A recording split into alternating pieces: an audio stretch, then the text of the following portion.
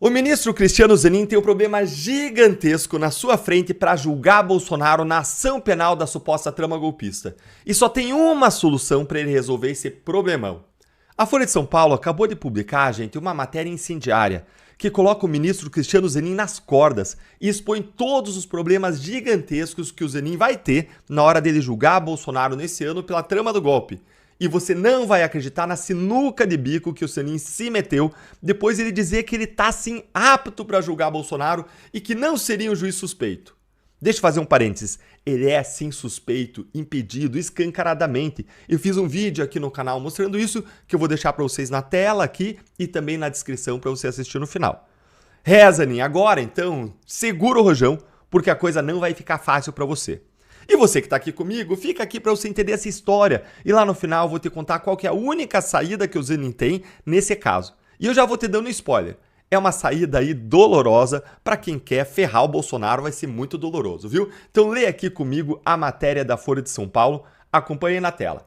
Zanin encara em caso Bolsonaro no STF métodos que ele criticou na Lava Jato. Já vai ver se é verdade isso aí de métodos da Lava Jato. Sabem que eu não gosto dessa história, né? Vamos lá. Atual presidente da primeira turma do STF, que vai analisar a denúncia e julgar o presidente Bolsonaro, o ministro Cristiano Zanin foi um crítico recorrente da pressa e das circunstâncias em que foram conduzidas as ações que condenaram o presidente Lula na Operação Lava Jato. Pressa? Já vou mostrar para vocês, mas vamos seguir aqui.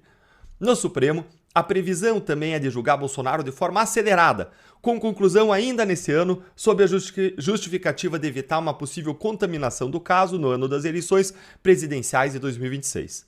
Advogados de defesa já manifestaram a intenção de questionar prazos e os métodos adotados na tramitação do caso. Vamos colocar os pingos nos is. O julgamento de Bolsonaro no Supremo vai ser uma fonte eterna e inesgotável de constrangimentos para o Zanin, mas não por conta de métodos da Lava Jato, que agora estariam também sendo aplicados contra Bolsonaro. Não, gente. Não. É porque o que está acontecendo agora é muito, 1000 vezes pior. Não tem comparação alguma com o que aconteceu na Lava Jato. A gente tem aí todas as peças de defesa que o Zanin fez em relação ao Lula, quando ele era advogado, para provar isso.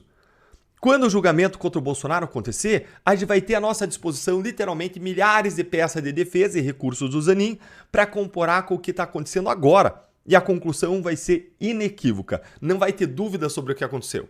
Os abusos contra o Bolsonaro, eles são reais. Não tem semelhança nenhuma com o que aconteceu na Lava Jato, porque lá na Lava Jato nós seguimos a lei. E aqui agora, Moraes está violando a lei para punir Bolsonaro, custe o que custar.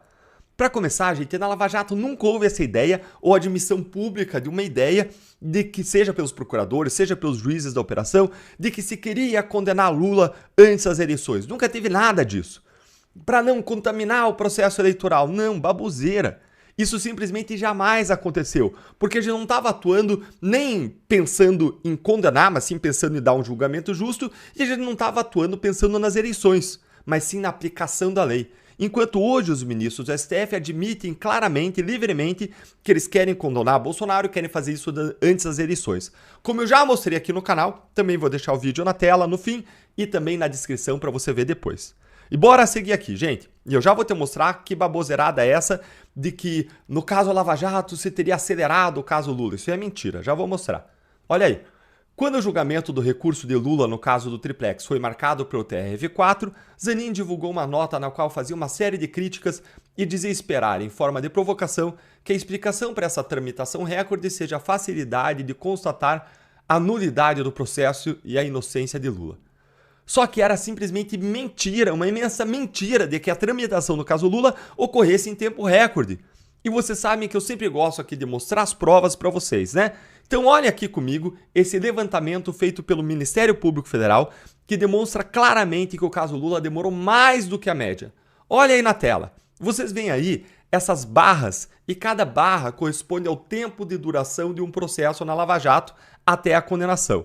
E os casos em amarelo correspondem às ações do Triplex e à ação do caso do sítio de Atibaia. A menor aqui é do Triplex, a maior é do sítio de Atibaia. A primeira linha horizontal amarela, essa aqui que vocês estão vendo, está escrito aqui do lado aqui média, indicando a média de duração dos processos, o tempo médio de duração. E você vê claramente que não teve nada de tempo recorde no julgamento do Lula. Foi o contrário. Ambos os casos aqui duraram mais do que a média. Aliás, o caso do City durou bem mais, o dobro do que a média. Pois é, Zanin. E no caso Bolsonaro? Lula demorou mais de 1 ano para ser julgado e condenado em primeira e segunda instâncias, mas Bolsonaro vai ser julgado e condenado no Supremo, onde tudo demora muito mais do que na primeira instância, mas em cerca de 6 meses, o que é absurdamente sério, algo praticamente inédito na história do Supremo. Só se vai se comparar talvez ao caso do Daniel Silveira, que é outro caso que foge do padrão que eles queriam colocar, amassar, colocar a mão do Estado todo o peso sobre Daniel Silveira porque ele ousou atacar os ministros do Supremo. O julgamento do Mensalão, gente, durou mais de 7 anos para acontecer e ser finalizado. Como que você vai explicar isso, ministro Zanin?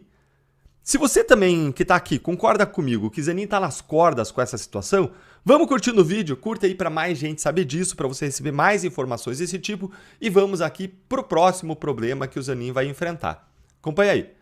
Mesmo antes de os processos de Lula chegarem ao tribunal, Zanin já contestava os métodos da força-tarefa do Ministério Público Federal e de magistrados.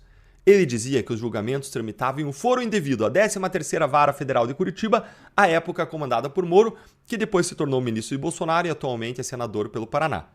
Em uma das tentativas de anular os processos de Lula, Zanin justificou que se mostra percebido e conhecido pela sociedade em geral que Lula e Moro eram vistos como 2 inimigos, 2 irreconciliáveis pelo polos que se repelem.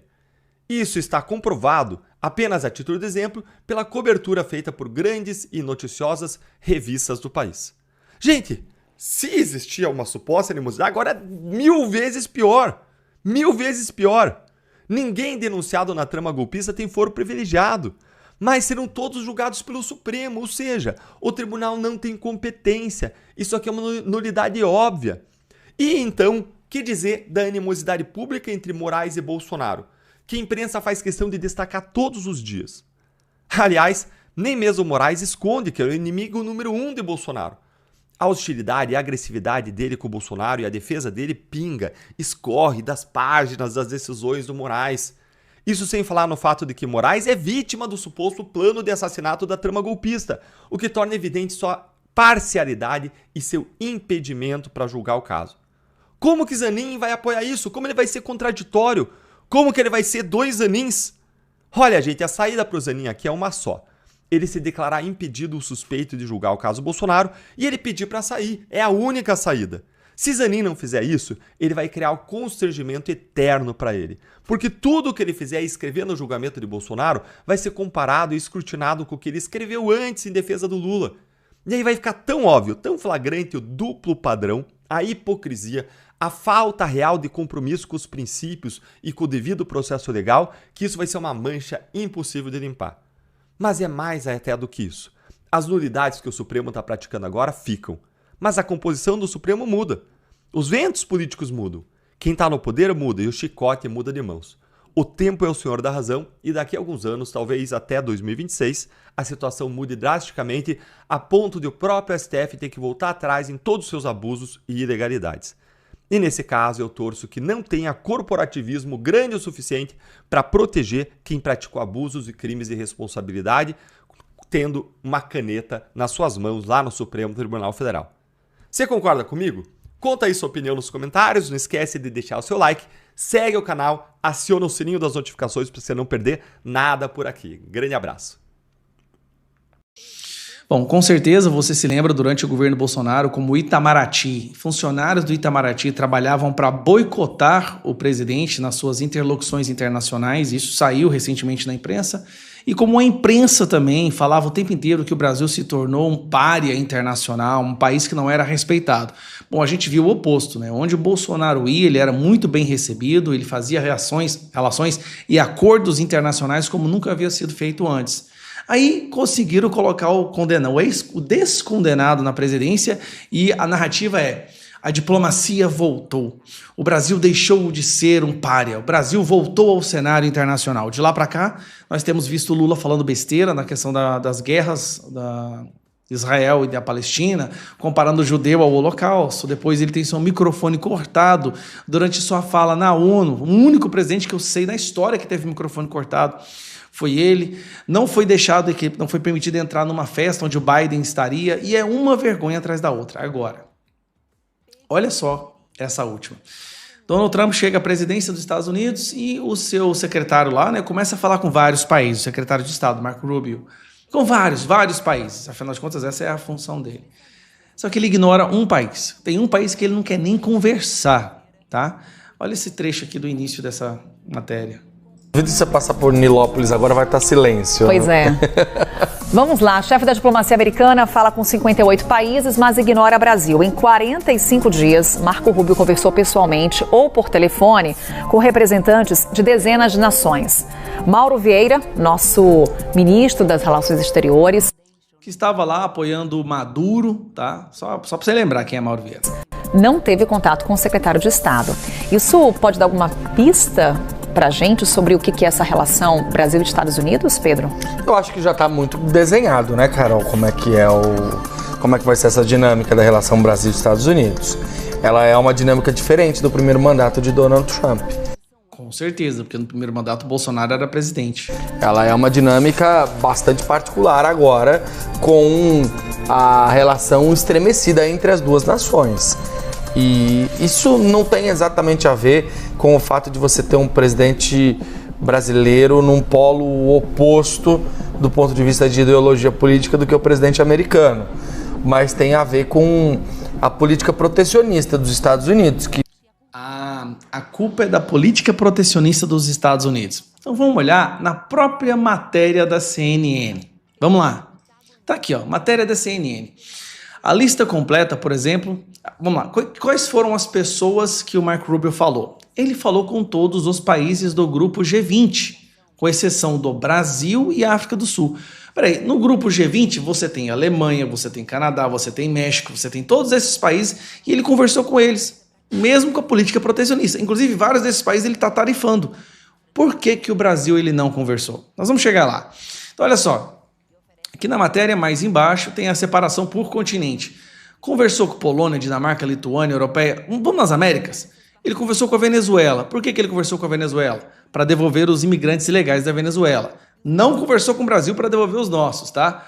Conversou com todos esses países aqui, o Panamá, Argentina, México e Jamaica. México, para devolver os imigrantes ilegais de lá também e para falar sobre as tarifas. Gente, ele falou com países como Congo, Quênia, Angola, mas não falou com o Brasil. Sabe por quê? Primeiro, Lula xingou o presidente dos Estados Unidos de fascista e nazista um dia antes da eleição. Só para deixar bem claro, o Lula, na sua incompetência diplomática, um dia antes da eleição, ou seja, um dia antes do Donald Trump se virar presidente, ele xinga o cara de fascista e nazista. Palmas para o Lula. Isso sim é aula de diplomacia 101. Esse cara é o melhor diplomata do mundo. E depois, porque o Trump está vendo as ações do STF, que é um puxadinho do governo brasileiro, contra os Estados Unidos. Então não tem conversa.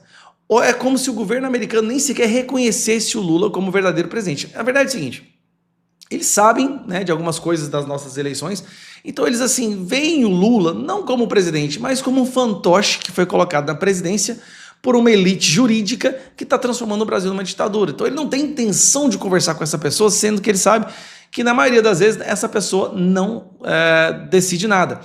E lembrando, o povo do Brasil não para de tentar fazer negociação ou de ligar para o Marco Rubio e ele nem atende.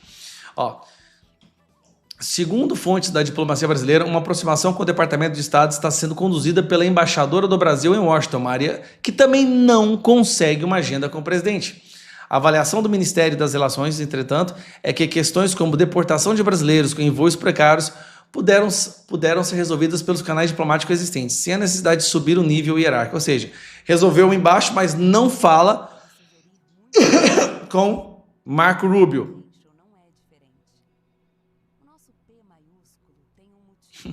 Ele nem foi no encontro lá da África do Sul também.